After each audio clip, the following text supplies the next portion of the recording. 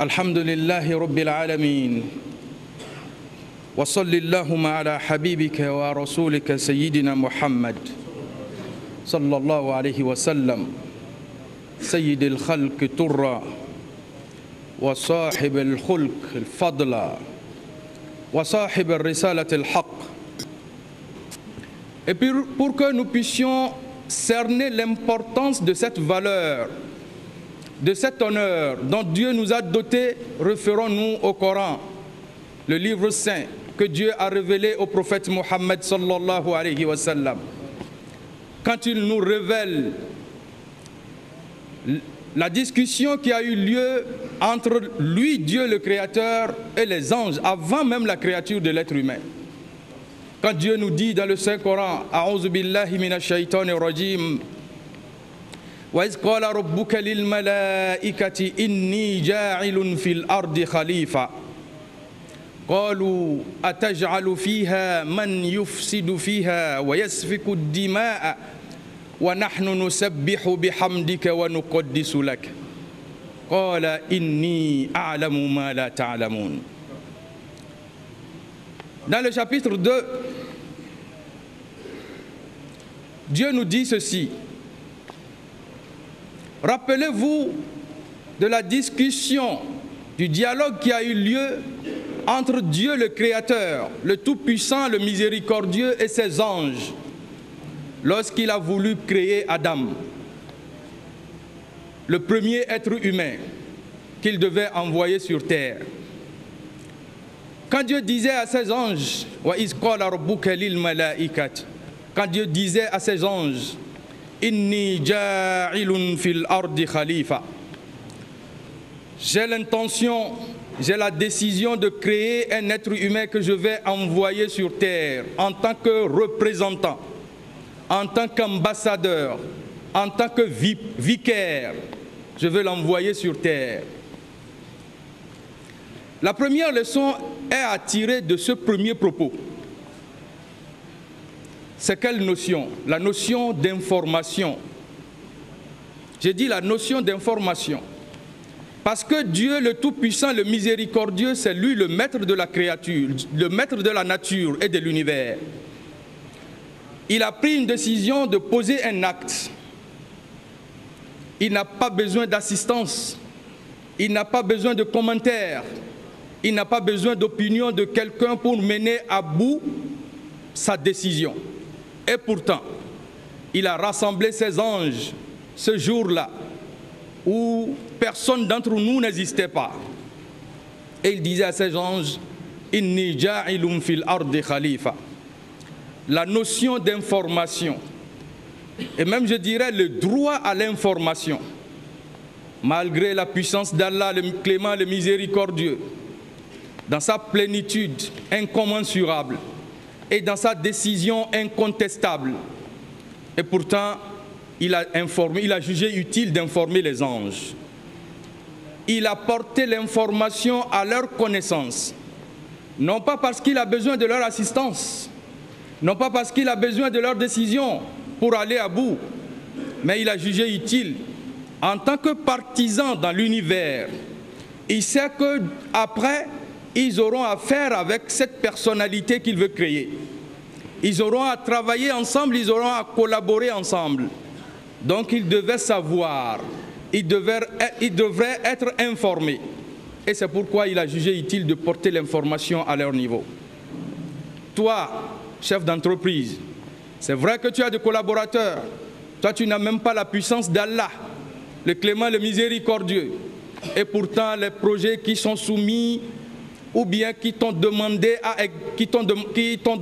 qu'on t'a demandé à exécuter, tu agis en dictateur absolu.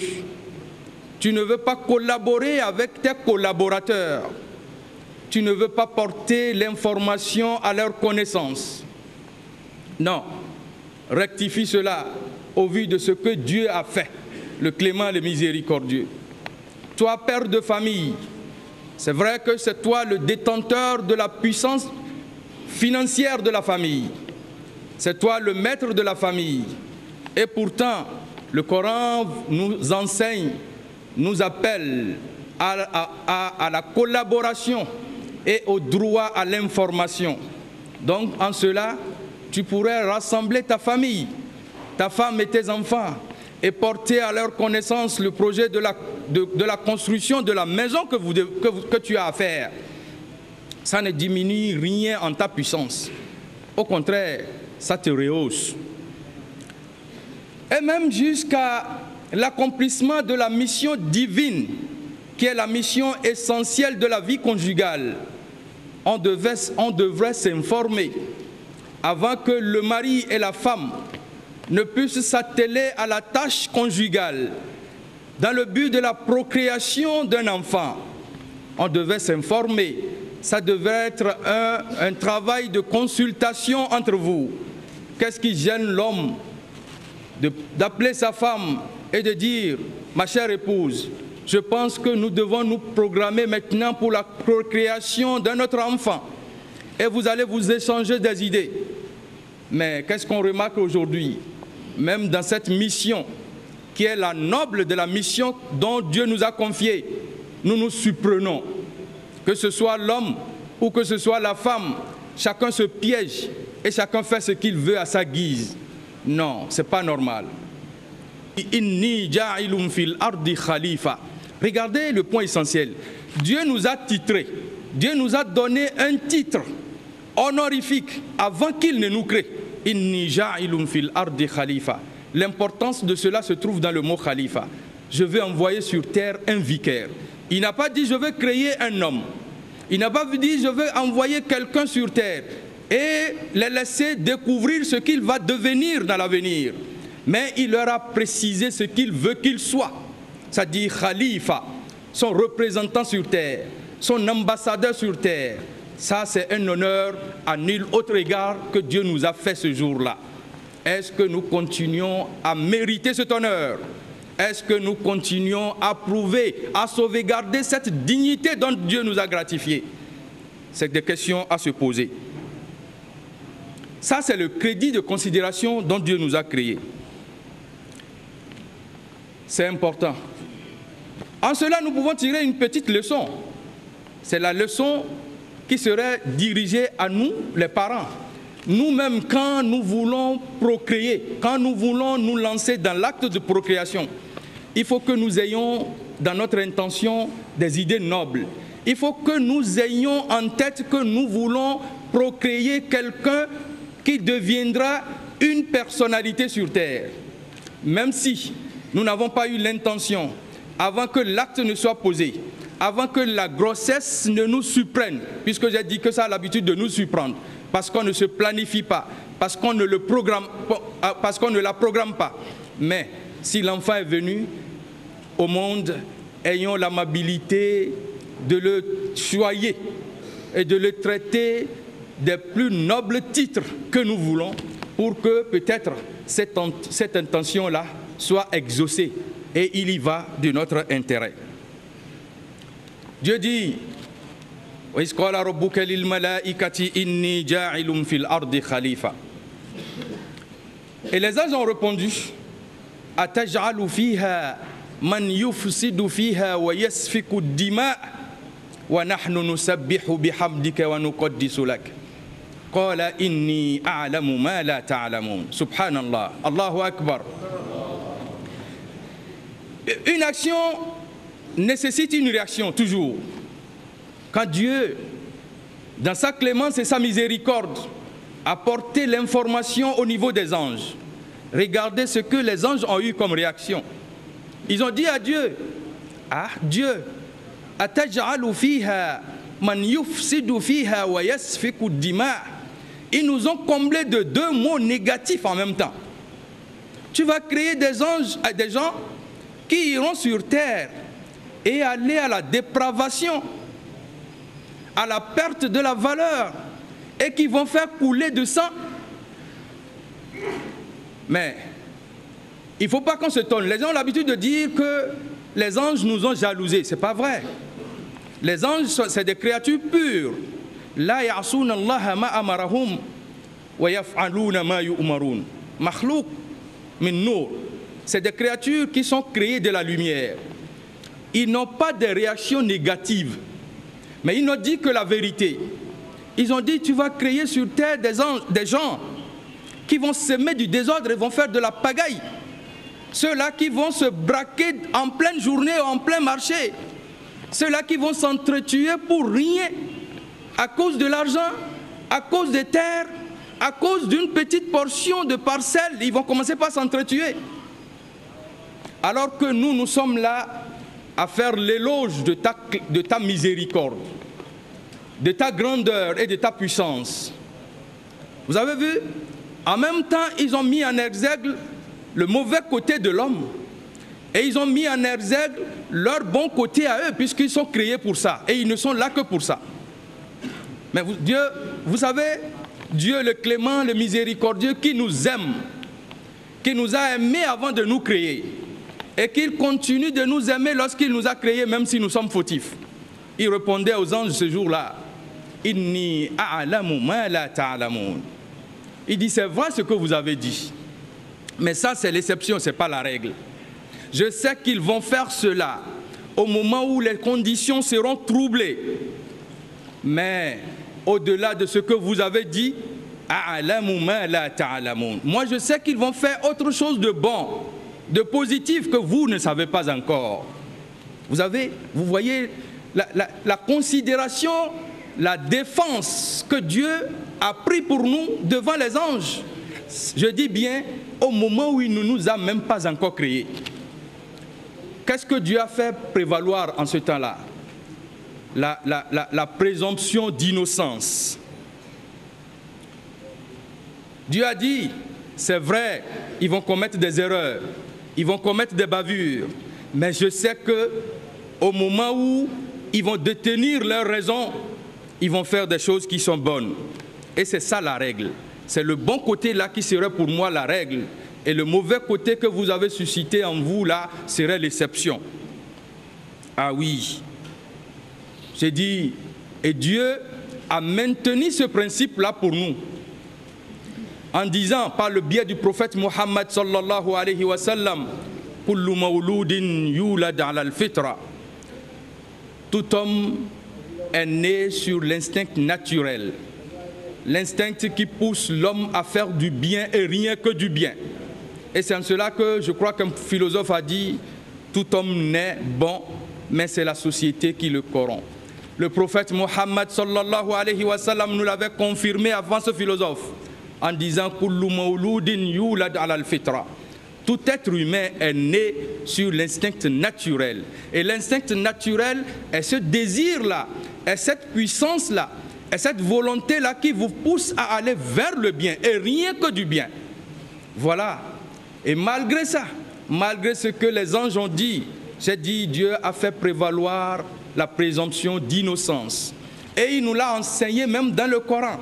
Il nous l'a confirmé dans le Coran qu'après notre existence, il ne faut pas que ce que les anges ont dit de nous soit justifié. Il nous a mis en garde.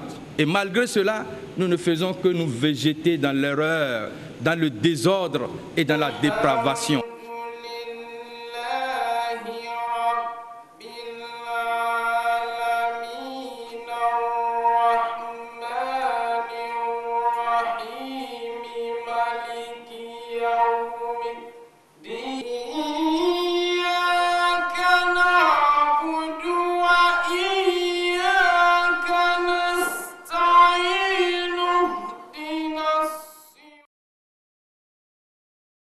Qu'est-ce que Dieu nous a dit?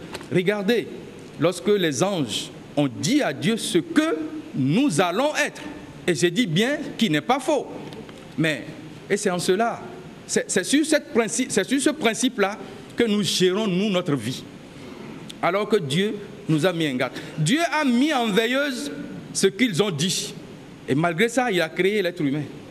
Il a mis en veilleuse l'information portée par les anges. Et c'est ce que Dieu veut de nous. Et quand il nous dit dans la vie, il faut faire attention à des informations qui vont parvenir à nous.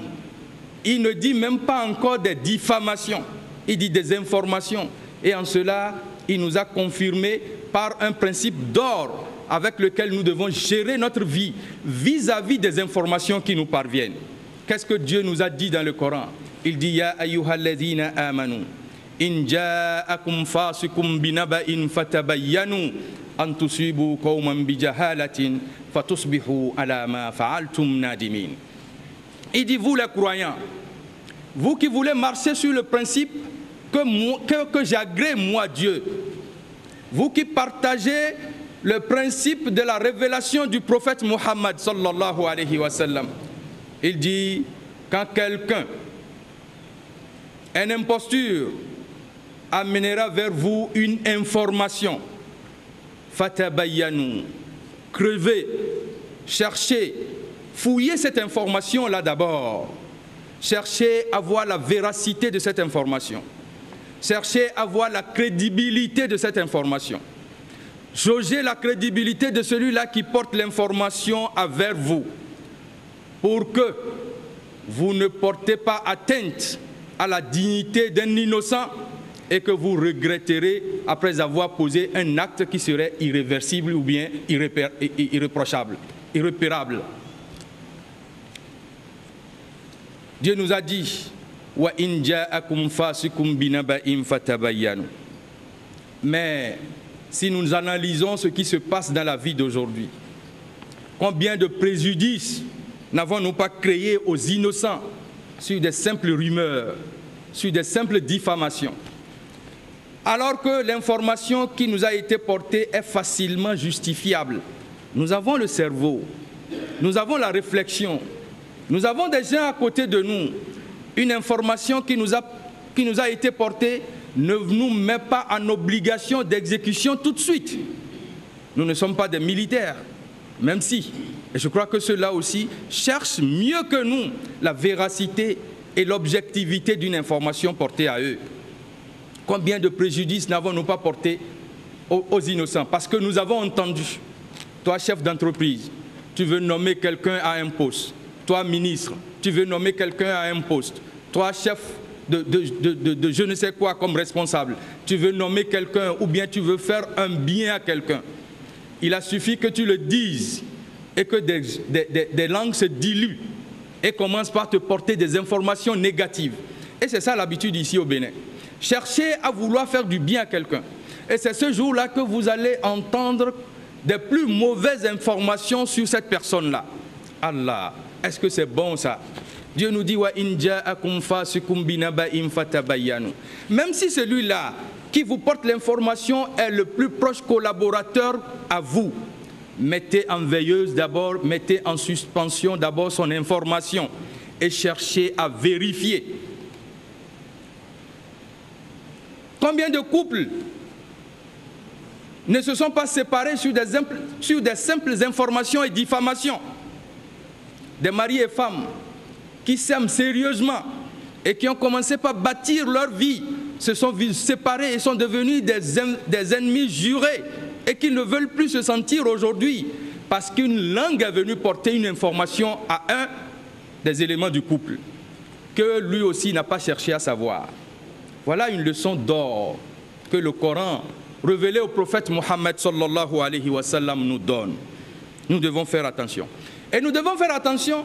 Et qu'est-ce qui nous coûte de faire comme Dieu? J'ai dit bien, Dieu a porté l'information au niveau des anges. L'action de Dieu a suscité au niveau des anges une réaction. La réaction a été négative conformément à nous. Mais, quand ça a été le cas, est-ce que ça a refusé à Dieu de nous créer? Dieu a maintenu sa position. Dieu a maintenu sa détermination jusqu'au bout. Ah, ça encore, c'est une règle d'or.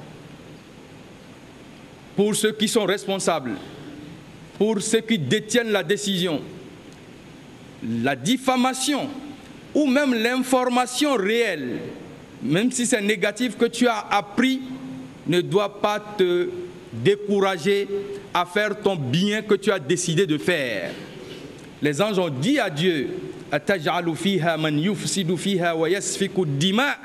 et malgré cela, Dieu a dit Inni a'lamu ma la ta'lamun. Et il s'est donné le courage d'aller jusqu'au bout. La notion de la détermination, la volonté d'aller jusqu'au bout. Il y a bon nombre de personnes qui veulent faire du bien. Et comme nous sommes dans le mois de Ramadan, ceux qui, de bonne volonté de leur part, donnent de la zakat aux gens. Il y a des fois, celui-là qui a décidé de faire de la zakat, parce qu'il a réservé une importante somme à donner à quelqu'un, et mal lui en pris quand il informa un ami que voilà ce que j'ai décidé de faire à ce prochain-là. Quand l'autre lui disait, est-ce que c'est à lui que tu vas remettre cet argent-là? Tu crois qu'il va en faire quelque chose de bon? Voilà, les mêmes réactions que les anges ont eues avec nous. Mais qu'est-ce que je veux qu'on tire comme leçon? Ayons le comportement de Dieu. Malgré ce qu'il a appris de nous, non seulement il nous a défendus, il est parti jusqu'au bout de sa détermination. Et c'est en cela que le Coran nous enseigne la notion de détermination aussi. Je disais bien dans ce chapitre-là, dans ce verset-là, وَإِذْ قَالَ رَبُّكَ لِلْمَلَائِكَةِ إِنِّي جَاعِلٌ فِي الْأَرْضِ خَلِيفَةً قَالُوا أَتَجْعَلُ فِيهَا مَنْ يُفْسِدُ فِيهَا وَيَسْفِكُ الدِّمَاءَ وَنَحْنُ نُسَبِّحُ بِحَمْدِكَ وَنُقَدِّسُ لَكَ قَالَ إِنِّي أَعْلَمُ مَا لَا تَعْلَمُونَ. Dieu a décidé maintenant de créer Adam. Il a créé et il a voulu l'expédier sur terre, l'envoyer pour sa mission, l'envoyer au front du combat. Mais quand il voulait partir de là-bas, de quels moyens Dieu l'a doté? Dieu ne lui avait pas fait une valise pleine d'argent et d'or, non, ou des diamants, non. Dieu ne lui a pas donné des armes sophistiquées de destruction minime ou massive avec lesquelles nous détruisons la nature, avec lesquelles nous portons préjudice aux âmes innocentes de la vie d'aujourd'hui. Ce qui pousse la nature même à commencer par réagir. Regardez ce qui se passe comme drame un peu partout. Inondations, des cyclones, des tempêtes qui touchent même les pays les plus puissants du monde et devant lesquels ils demeurent maintenant impuissants. C'est la nature qui a commencé par réagir parce que notre pagaille dépasse les bornes. Ce n'est pas à cause de ça que Dieu nous a envoyés. Mais au moment où Dieu a voulu envoyer Adam sur terre, il l'a doté d'un moyen. Qu'est-ce qu'il lui a fait? وَعَلَّمَ آدَمَ الْأَسْمَاءَ كُلَّهَا ثُمَّ عَرَضَهُمْ عَلَى الْمَلَائِكَةِ فَقَالَ أَنْبِئُونِي بِأَسْمَاءِ هَؤُلَاءِ إِن كُنتُمْ صَادِقِينَ قَالُوا سُبْحَانَكَ لَا عِلْمَ لَنَا إِلَّا مَا عَلَّمْتَنَا إِنَّكَ أَنْتَ الْعَلِيمُ الْحَكِيمُ. Mais quand Dieu a voulu envoyer Adam sur terre, il ne lui a rien donné. Mais il lui a donné le cerveau. Il lui a donné l'éducation. Il lui a blindé son cerveau. Le cerveau, c'est ce qui nous différencie parmi toutes les créatures d'Allah. C'est ce qui nous privilégie parmi toutes les créatures d'Allah. C'est ce qui nous rend grands parmi tout ce que Dieu a créé sur terre. Est-ce que nous utilisons ce cerveau à bon escient? J'ai dit, Dieu l'a doté d'un cerveau blindé de savoir. Dieu lui a donné l'éducation. Wa'allama, puisque Dieu a utilisé le mot savoir. Dieu l'a doté de savoir. Même si avec ce savoir, Dieu lui a sophistiqué 2 organes fondamentaux dans son corps. Dieu lui a sophistiqué sa langue. Parce que parmi tout ce que Dieu a créé, c'est l'être humain qui est la créature qui manipule correctement la langue pour sortir des différents sons et de différentes articulations pour se faire comprendre. Il est le seul élément de la nature à faire passer son message à un prochain comme lui, qui ne partage pas les mêmes langues que lui, même à ceux qui ne sont pas similaires à lui dans la créature de Dieu sur terre. Et Dieu l'a doté des mains, les mains dont Dieu nous a doté là, flexibles là et maniables là de façon aisée et avec lesquelles nous réalisons d'énormes choses dans la vie. Est-ce que nous rendons grâce à Dieu pour ça là? Dites Alhamdulillah. Voilà ce que Dieu a fait. Il a doté du savoir. Et c'est ça qui a rendu grand Adam, devant même les anges. Puisque quand Dieu lui a inculqué le savoir dans son cerveau, il a voulu le tester devant les anges. Avant qu'il ne fasse passer l'examen à Adam, il a fait passer l'examen aux anges d'abord. Il dit, dites-moi ce que vous avez devant vous. Les anges qui sont devenus incapables disaient, Dieu, tu ne nous avais pas montré ce que c'est. Tu ne nous avais pas dit ce que c'est. Nous ne pouvons détenir comme savoir que ce que tu nous as enseigné. Et quand Dieu tourna vers Adam, il dit, Adam, dis-leur ce que c'est. Et Adam a commencé par leur dire, ceci est le trône de Dieu, ceci est le livre de Dieu, dans lequel tout est inscrit pour tout être créature humain. Quand il a commencé par dire ça, ils se sont étonnés. Et Dieu leur a ordonné de se prosterner pour lui rendre grâce et faire rehausser sa valeur. Voilà la valeur dont Dieu nous a dotés. L'éducation s'avère essentielle en ce temps-là. C'est là, avec ça, que je vais faire ma conclusion. L'éducation est importante. Et voilà qu'aujourd'hui, ce n'est pas de la politique que je veux faire, mais nul n'est censé ignorer que le système éducatif ici chez nous a commencé par se dégringoler, par se dégrader. Les écoles n'ont plus de sens. Alors que si des responsables sont devenus responsables aujourd'hui, c'est parce qu'ils sont passés par le biais des écoles. Mais aujourd'hui, on fait de l'école de n'importe quoi. Les enfants sortent de la maison pour aller à l'école, ça ne fait plus de plaisir aux parents. Quand ils reviennent de l'école, ça n'amène pas de la joie. Quand ils finissent les études, ça ne donne aucune satisfaction. Allah, le Tout-Puissant, le Miséricordieux, c'est lui que nous allons implorer pour qu'il puisse nous aider à faire changer cette situation. Et il ne descendra pas du ciel pour nous la changer, mais c'est de notre propre volonté. Nous devons changer notre comportement à nous. Nous devons savoir que l'homme est au centre de tout développement. Il n'y a de richesse que d'homme. Quelqu'un l'a dit, c'est l'homme qui est au centre du développement. L'homme est l'élément centrifuge et centripète à la fois pour le développement. Puisse Dieu nous aider à accomplir notre mission comme ça se doit. Nous devons chercher à faire redorer à l'être humain le blason d'image de marque dont Dieu l'a gratifié au moment où il ne nous avait même pas encore créés. Chers frères en islam, que la paix et la bénédiction d'Allah soient sur tout un chacun de nous. Wassalamu alaikum wa rahmatullahi wa barakatuh.